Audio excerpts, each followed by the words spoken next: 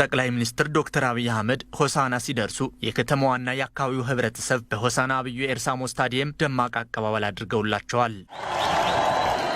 ያለፉ ስህተቶች እንዳይደገሙ በይቅርታ በማለፍ ሁሉንም እኩል የምታስተናግድ ኢትዮጵያን ለቀጣዩ ማስተላለፍ የአሁኑ ትውልድ ኃላፊነት እንደሆነም ጠቅላይ ሚኒስትሩ ተናግረዋል። ኢትዮጵያ የሚባል ብሔር የለም። ኢትዮጵያ ለሰማንያዎቹም ብሔሮች እናት ናት።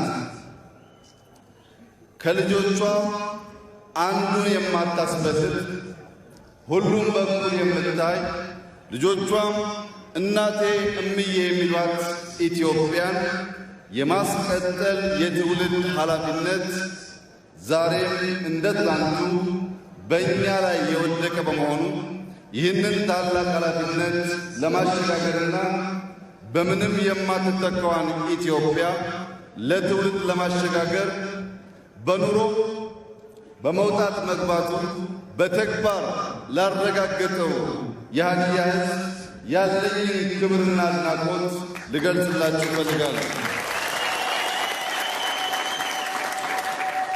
ከተለያዩ አጎራባች ህዝቦችም ይሁን ከመላው ኢትዮጵያውያን ጋር በአንድነት የመኖር አኩሪ ታሪካዊ ባህል ያለው የሀድያ ህዝብ ይህን ባህሉን አጠናክሮ እንዲቀጥል አሳስበዋል።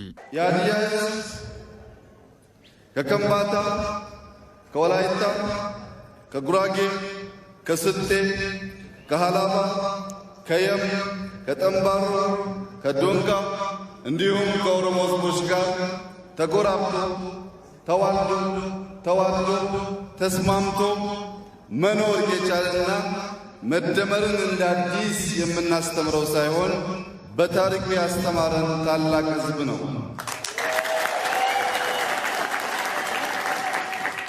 የሀድያ ህዝብ የመደመር እሳቤን በፍቅር በአንድነትና በመተሳሰብ ብቻ ሳይሆን በሀገሪቱ ዋጋ በከፈሉ ጀግኖች በተግባር በታሪክ ሂደት አሳይተዋል ያሉት ጠቅላይ ሚኒስትሩ ቀደምት አባቶች ያቆዩአትን ኢትዮጵያ በተሻለ መንገድ ማስቀጠል የሁላችንም ኃላፊነት ሊሆን ይገባልም ብለዋል። መደመር ማለት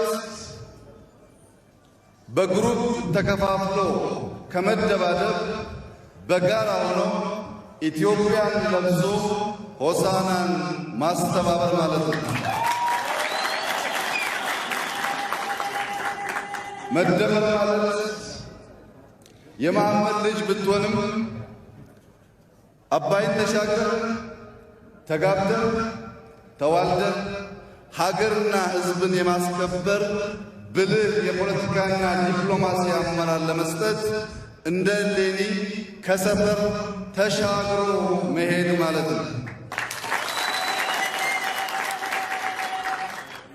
መደመር ለእናንተ አዲስ እንዳልሆነ ታሪካችሁ ዛሬም የሆሳእና የመልካም ወጣት ፍሬዎች በተግባር ስላረጋገጡ ይህንን መደመር በመላ አገሪቱ ለማዳረስ የንግሥት እሌኒ ልጆች ወይም የላንደሊላ እሌኒ ልጆች በየሄዳችሁበት የመደመር ምርታት ማስተማር ይኖርባቸዋል።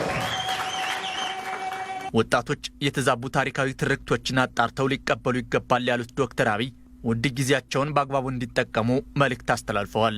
መንግስት በደቡብ አፍሪካ የሚገኙ የሀድያ ተወላጆችንም ይሁን የመላው ኢትዮጵያውያን መብት ለማስጠበቅ የጀመረውን ስራ አጠናክሮ እንደሚቀጥልም ጠቅላይ ሚኒስትሩ ተናግረዋል። በሀድያ ባህል አዳራሽ በነበራቸው ቆይታ በልማት በአስተዳደር መዋቅርና መሰል ጉዳዮች ዙሪያ ከተለያዩ የህብረተሰብ ክፍሎች ተወካዮች ጋር ውይይት አድርገዋል።